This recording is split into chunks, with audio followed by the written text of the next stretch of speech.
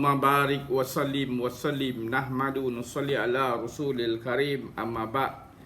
Sayyidina Ubadah bin Samit radhiyallahu an berkata bahawa Rasulullah sallallahu alaihi wasallam keluar dari rumahnya untuk memberitahu kami tentang Lailatul Qadar. Ketika itu ada dua orang lelaki daripada orang Islam sedang bergaduh. Maka baginda SAW bersabda, aku telah keluar untuk beritahu kamu tentang Lailatul Qadar, tetapi si Fulan dan si Fulan sedang bergaduh. Oleh itu penentuan Lailatul Qadar telah diangkat. Mudah-mudahan itu lebih baik bagi kamu. Maka carilah Lailatul Qadar pada malam ke-9, ke-7 dan ke-5 Mishkat. Sayyidina Ubadah bin Samit radhiyallahu an berkata bahawa Rasulullah SAW keluar dari rumahnya untuk memberitahu kami tentang Lailatul Qadar. Ketika itu ada dua orang lelaki pada orang Islam sedang bergaduh. Maka baginda SAW bersabda, aku telah keluar untuk memberitahu kamu tentang Lailatul Qadar, tetapi si Fulan dan si Fulan sedang bergaduh. Oleh itu penentuan Lailatul Qadar telah diangkat. Mudah-mudahan itu lebih baik bagi kamu. Maka carilah Lailatul Qadar pada malam ke-9, ke-7 dan ke-5 Mishkat. Ada tiga perkara yang perlu direnungkan dalam hadis ini. Pertama dan yang paling penting sekali ialah pergaduhan merupakan satu perkara yang sangat buruk hinggakan penentuan Lailatul Qadar telah diangkat. Bukan setakat itu saja, malah pertelingkahan sentiasa menjadi sebab kehilangan berkat. Sabda Nabi SAW, sukakah aku beritahu kamu satu perkara yang lebih afdal pada solat, puasa, sedekah dan ibadat-ibadat lain? Para sahabat radhiyallahu anhum berkata, bahkan baginda SAW bersabda, hubungan baik sama kamu adalah perkara yang paling afdal dan pergaduhan sama sendiri adalah yang mencukur agama. Yakni sebagaimana pisau mencukur rambut di kepala dengan sekali lalu, demikian juga pergaduhan sama sendiri menghapuskan agama.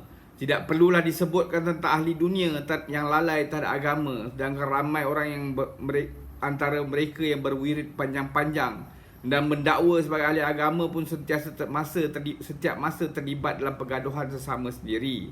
Renungkanlah dengan teliti sabdaan baginda SAW tersebut dan kemudian fikirkanlah keadaan agama orang yang sombong dan tidak pun mendapat taufik untuk mengalah demi untuk berdamai.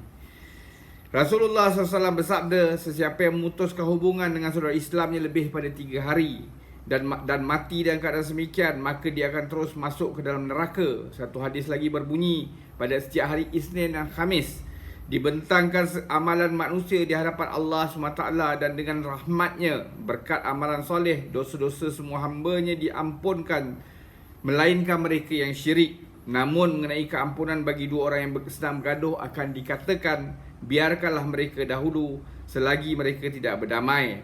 Dalam satu hadis yang lain diriwayatkan, pada setiap hari Isnin dan Khamis segala amalan manusia akan dibentangkan. Pada masa itu taubat pada mereka yang bertaubat akan diterima, dan istighfar daripada mereka yang beristighfar juga akan diterima. Tetapi mereka yang bergaduh sama sendiri akan dibiarkan dalam keadaan mereka itu. Nabi SAW juga ada bersabda, pada malam Bara'ah yakni nisfu Sya'ban, rahmat Allah SWT akan datang kepada seluruh makhluk dan pengampunan akan diberikan walaupun kerana alasan yang sekecil-kecilnya. Walau bagaimanapun dua jenis orang tidak akan dapat diampunkan, iaitu orang kafir dan orang yang menaruh permusuhan terhadap seorang dalam hatinya. Dalam hadis yang lain dinyatakan terdapat 3 orang yang solat mereka tidak naik untuk diterima walaupun sejengkal daripada atas kepala mereka. Antaranya ialah orang yang bergaduh sesama sendiri. Semoga Allah Ta'ala bagi taufik untuk kita ambil iktibar, amalkan dan sampaikan. Subhanallah bihamdi. Subhanakallahumma bihamdika asyhadu an la ilaha illa anta astaghfiruka wa atubu ilaik. Subhana rabbika rabbil izzati amma yasifun wa salamun mursalin walhamdulillahi rabbil alamin. Taqabbal.